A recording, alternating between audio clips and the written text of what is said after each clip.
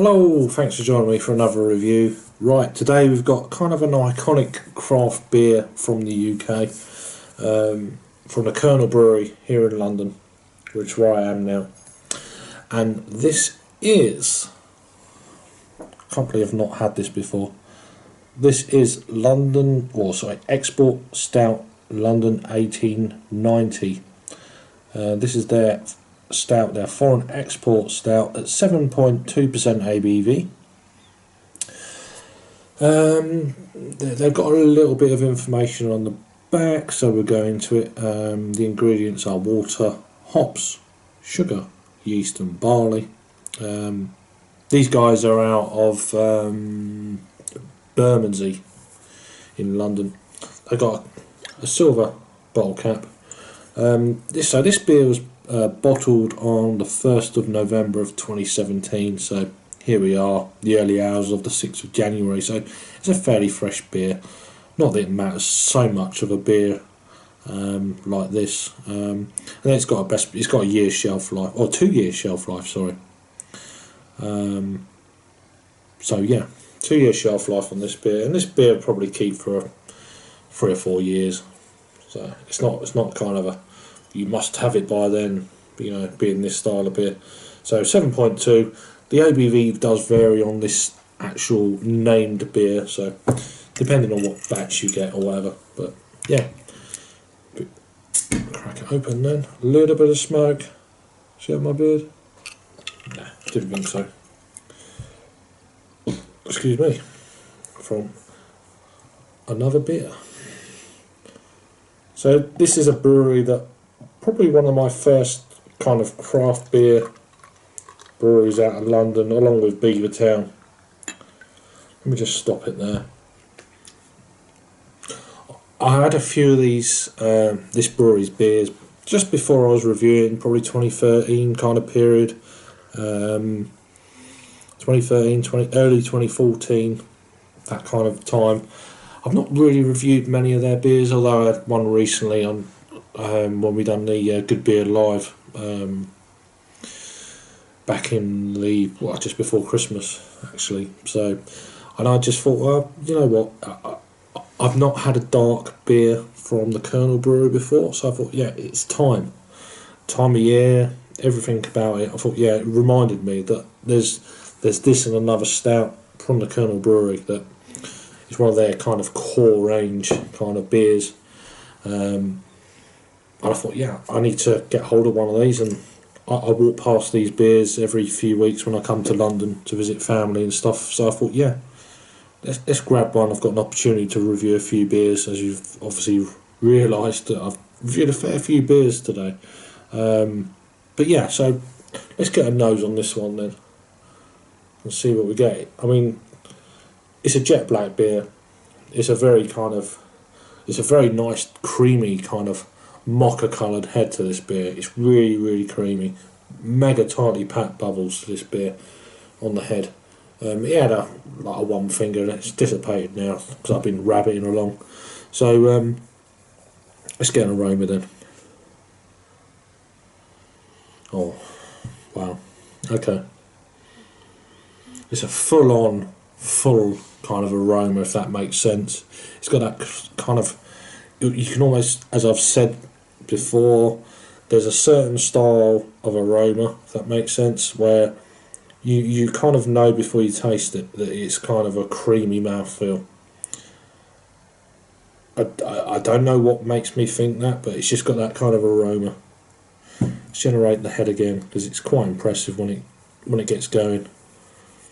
I've only got this kind of silly kind of half Sagres glass because of, you know, where I am. So yeah, generating half a finger ahead again. Oh, it's a lovely kind of, there's a nice roasty malt to the beer, a nice kind of dark baker's chocolate, a certain amount of sweetness, getting hints of coffee, maybe a touch of vanilla sweetness kind of thing.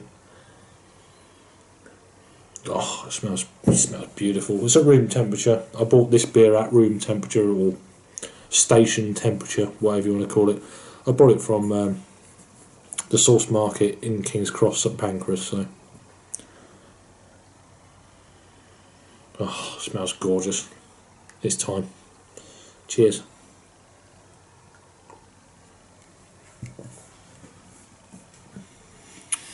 Jesus. Wow, that is good. I don't know why it's taken me 3 or 4 years to actually finally getting round to doing a dark beer from the Kernel. That's damn good. Well, kind of velvety, kind of creamy, smooth mouthfeel. That is one of the things that hits you straight away.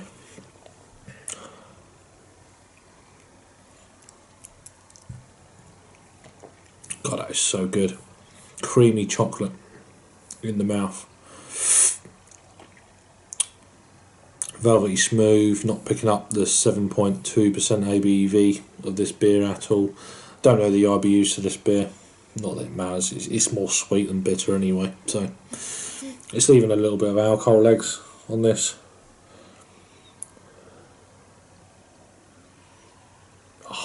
It's just fantastic. It's got a great aroma. It's got a great mouthfeel. The mouthfeel's banging.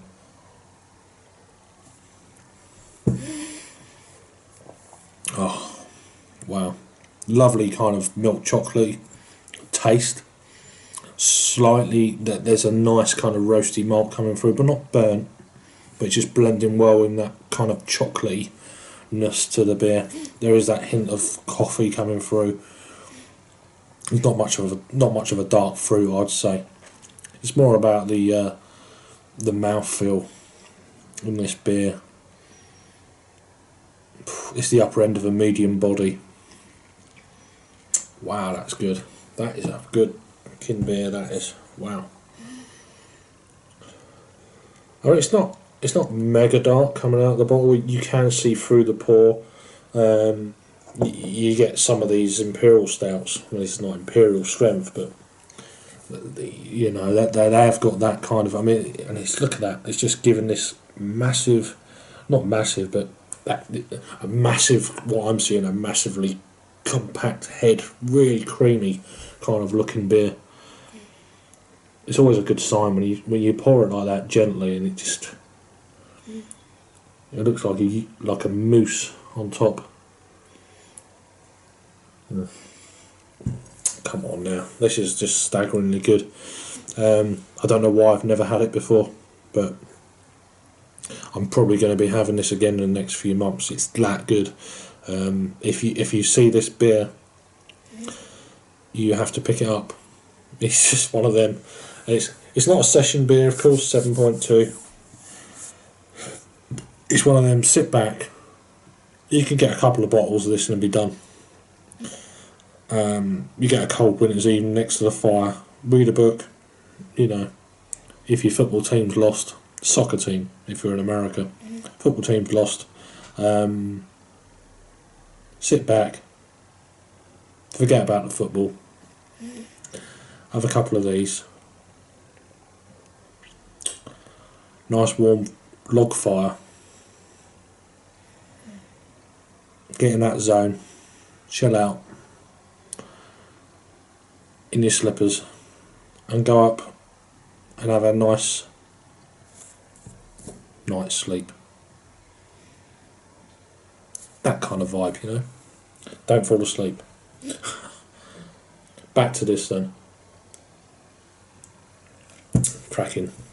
Rating them for me. Wow. Impressive stuff. It's a funny old brewery. They don't advertise much on social media, Twitter, Facebook, Instagram. They're on there, but they're not. It's almost like they don't kind of advertise their beers too much, but everyone knows who they are. But they are one of the best craft beer breweries in the UK for sure. I know Paul from PA Brew News, so check his channel out over in the States in Pennsylvania. I know he wants to get hold of this beer, and hopefully when we meet up in early March, I think you said, we'll find somewhere. If you come down to London, you'll get hold of this. We'll find it. We'll meet up. We'll have a few of these beers for sure. But so yeah, this beer then, rating wise.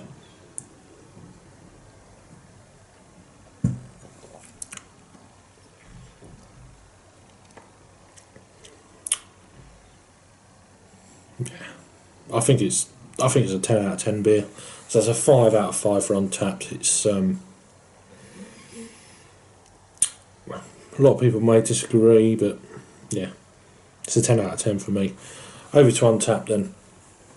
Wow, I've had a lot of ratings. I'll go into a little commercial description. Based on a recipe from a London brewery in 1898, hence the name. Simple recipe, massive taste, dark black, oily texture, loads of rich dried fruit. Didn't really pick that up.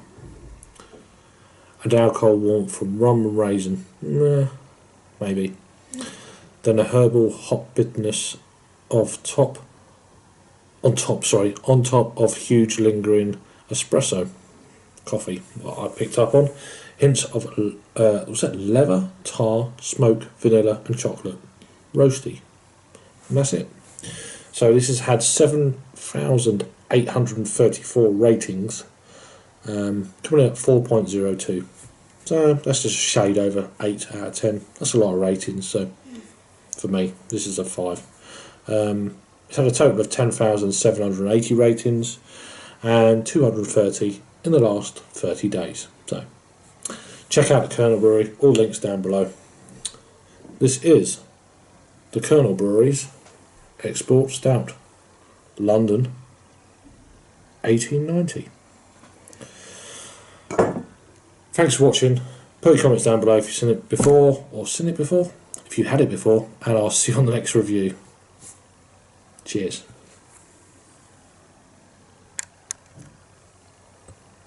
Stop, please. Does it want to stop? Press it twice. Technology, hey?